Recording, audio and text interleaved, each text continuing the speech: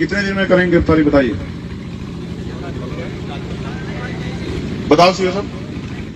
10 दिन आपके, 11वां दिन हमारा। पुलिस का उसका निगाह नहीं है, तो ये भी पुलिस का फेलियर होना तो चाहिए था कि यहाँ के जो एसएचओ है तत्काल, यहाँ के एसएसपी को उनको तत्काल सस्पेंड करके उनको लाइन हाजिर करना चाहिए कि तेरे बस का नहीं है ये थाना चलाना, तेरे यहाँ सरेआम मर्डर हो रहे, क्या कर रहा है?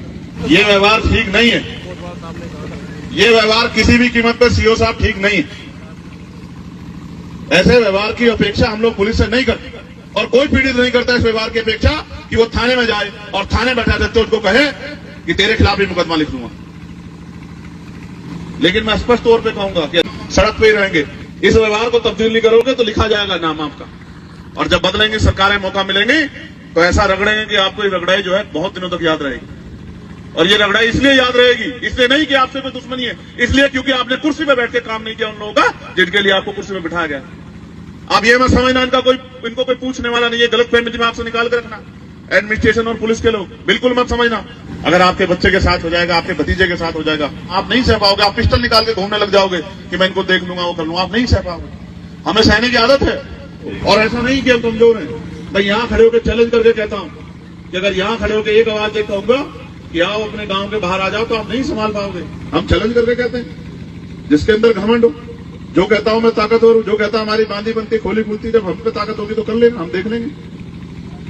जो जैसा अपने आप को तुरंत खा समझता हो उससे भी मिलेंगे।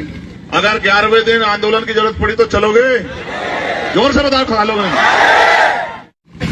आज हमें इस परिवार के साथ खड़े होना, और सिर्फ इसलिए नहीं खड़े होना कि ये हमारी जाति के हैं या हमारे पड़ोस के हैं या हमारे क्षेत्र के हैं, इसलिए खड़े होना कि इनके परिवार के साथ अन्याय हुआ। और सिर्फ एक जाति को नहीं, हर उस व्यक्ति को इनके साथ खड़ा होना चाहिए जो इंसानियत को मानता है, जो ये मानता है कि इनके साथ गलत हुआ है और जो चाहता है कि दोबारा किसी के साथ ऐसा ना हो। जिन लोगों ने किया उस समाज से भी मेरी ये प्रार्थना है कि उनको भी अपने बच्चों की तरफ देखना चाहिए कि उनके बच्चे किस ओर जा रहे हैं। उनको शायद ये नहीं पता होगा कि अपराध करने के बाद अब उनके बच्चों को क्या भुगतना पड़ेगा। आजकल माँ बाप का अंकुश कम हो गया, बड़ों की बात मानना बंद हो गया। चाचा ताऊ को कुछ समझता नहीं, माँ बाप को नहीं कुछ समझता, चाचा ताऊ क्या बेचते हैं, गांव के आसपास के अड़ोस पड़ोस के बड़े क्या बेचते हैं, उनको तो कोई कुछ समझता ही नहीं। ये जो बदलाव हुआ है पिछले 15-20 सालों में, इसका खामियाजा भी समाज को भुगतना पड़ रहा है। हालांकि ये भी सच है कि नहीं ताकतवर की भाई क्या होगा, क्योंकि उसको लगता है कि आज यहाँ मैं नहीं कह सकता किसके ने समाज के भी होंगे। तो आज ये सब लोग इसलिए इकट्ठा हुए हैं कि ये नहीं चाहते इस तरह की हिंसा हमारे क्षेत्र में बढ़े। लेकिन ये भी एक सवाल है कि जब अच्छे अधिकारी नहीं होंगे और उनका व्यवहार जनता के प्रति अच्छा नहीं होगा तो इसका खामियाजा भी लोगों को भुगतना पड़ेगा। जब अधिकारी अपना जमीर बेच के और चंद पैसों में अपराधियों को संरक्षण देंगे तो इसका खामियाजा भी गरीबों को भुगतना पड़ेगा। गुलामों जैसा व्यवहार करेंगे और जनता को पैरों की जूती समझेंगे तो इसका खामियाजा भी जनता को भुगतना पड़ेगा। और ये अधिकारी इसलिए बेलगाम हो गए हैं क्योंकि इनको लगता है कि जनता उनका कुछ नहीं बिगाड़ सकती।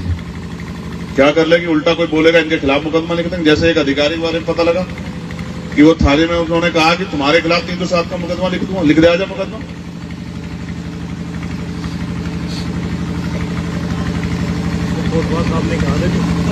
ये व्यवहार ठीक नहीं है, ये व्यवहार किसी भी कीमत पर सीओ साहब ठीक नहीं है। मंत्री को हम जानते हैं कि अगर हिंसा होगी तो हमारा ही नुकसान होगा, मरेंगे भी होंगे और कार्रवाई भी हम पे होगी। और हो सकता है मरने के बाद हम नहीं करते किसी पे हमला। लेकिन मैं स्पष्ट तौर पे कहूंगा कि अधिकारी अपने रवैये में बदलाव करें, और नहीं बदलाव करेंगे तो ये याद रखना सरकारें आती जाती रहेंगी। और ऐसा नहीं कि हम सड़क पे ही रहेंगे। 1 साल पहले बहुत अधिकारी हमसे कहते थे कि क्या चंद्रशेखर अभी तो बहुत समय लगेगा। मैं कहता था कि जिस दिन समाज मेरे साथ खड़ा होगा उस दिन देखना बदलाव हो जाए। और 1 साल में देखो क्या बात कहां से कहां चली गई है जो रखना। लेकिन पूछेंगे पार्लियामेंट में भी कैसे निकम्मे अधिकारियों का कुर्सी बैठने का क्या मतलब बैठता है, जो तनख्वाह तो समाज गरीबों से लेते हैं और काम अमीरों का करते हैं, काम नेताओं करते हैं, काम पैसे वालों करते हैं। ऐसे क्या जरूरत है कुर्सी पर? इस व्यवहार को तब्दील नहीं करोगे तो लिखा जाएगा नाम आपका। और जब बदलेंगे सरकारें मौका मिलेंगी तो ऐसा रगड़ेंगे कि आपको ये रगड़ाई जो है बहुत दिनों तक याद रहेगी।